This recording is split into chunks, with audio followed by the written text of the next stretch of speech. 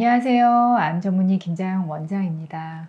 오늘은 제가요, 우리나라에서 젊은 대장암 환자분들 많이 늘어나고 있다고 하거든요. 그래서 어떤 이유 때문에 젊은 대장암 환자분들이 늘어나고 있는지 그 원인을 또 우리가 들여다보면요. 우리가 대장암 혹시 이제 진단받고 지금 치료하는 과정에서 내가 생활을 어떻게 해야 되나 이제 고민하고 걱정하시는 분들 계시다면 이게 하나의 가이드가 또 될 수 있기 때문에 오늘 방송에서 우리가 어떻게 생활해야 되는지 그 점까지 이제 이야기하고 가는 시간 가지려고 합니다.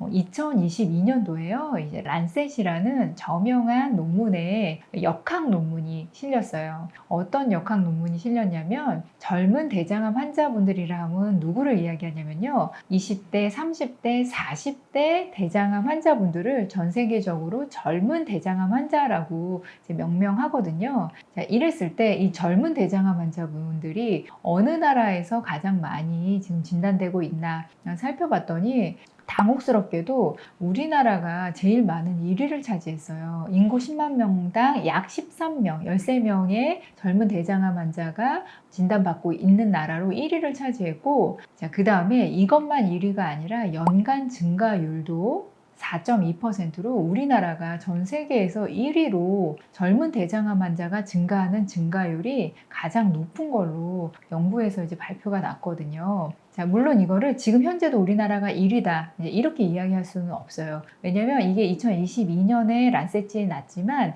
이 역학 연구는 언제 연구 결과를 갖다가 한 연구냐면 2008년에서 2012년 사이에 그때의 통계를 갖다가 한 거기 때문에 지금 2022년에도 우리나라가 1위다 자, 이렇게 이야기할 수는 없는데 어떤 점에 이제 주목을 해야 되냐면 우리나라가 아무튼 2010년 전후로 대장암 발병률이 전 세계 1위 가까울 정도로 많아지기도 했고 그 다음에 이 젊은 환자분들 20대, 30대, 40대 환자분들이 급증을 했다는 거죠. 근데 지금도 20대, 30대, 40대 환자분들은 늘고 있을 거예요.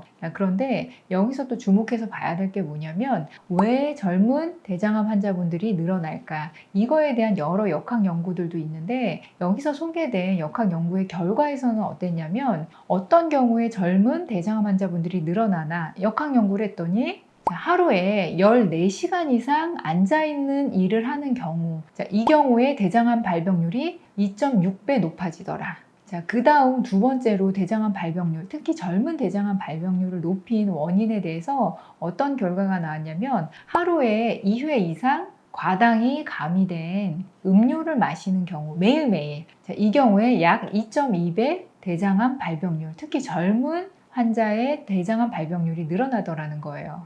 자, 이것과 더불어서 세 번째가 뭐였냐면 중성지방의 수치가 높은 젊은 사람들이 대장암 발병률이 2배 더 높았다예요. 자, 그런데 여러분 이 단 음료 이게 또 뭐랑 관련이 있냐면 과당이 많이 들어있는 거 먹는 건 어차피 중성지방이 높아지는 거랑 관련이 많거든요. 자, 그러니까 결론적으로 이야기하면 오래 앉아있고 14시간 이상 앉아있고 그 다음에 하루에 단 음료를 이렇게 입에 달고 사는 경우 그래서 중성지방도 높은 경우 이 경우에 대장암 발병률이 젊은 분들에게 특히 많이 일어났다는 거예요.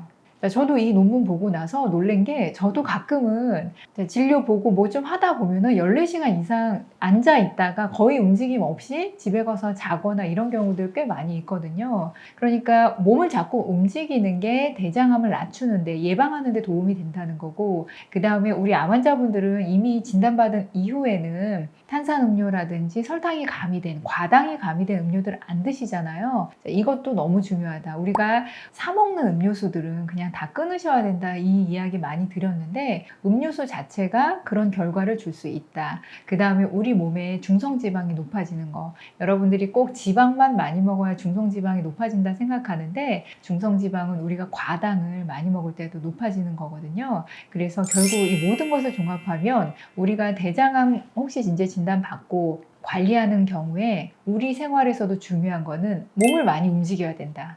오래 앉아있는 거 이거 피해야 된다. 그 다음에 대장암 치료를 다 받고 생활관리 들어가시는 분들한테 꼭 생각을 해야 되는 게 어떻게 하면 내가 오래 안 앉아있고 앉아있더라도 1시간마다 또 일어나서 좀 움직이고 운동하고 이런 습관 가지는 거. 그 다음에 음료수는 이제 웬만하면은 사서 먹는 거는 안 드시는 거.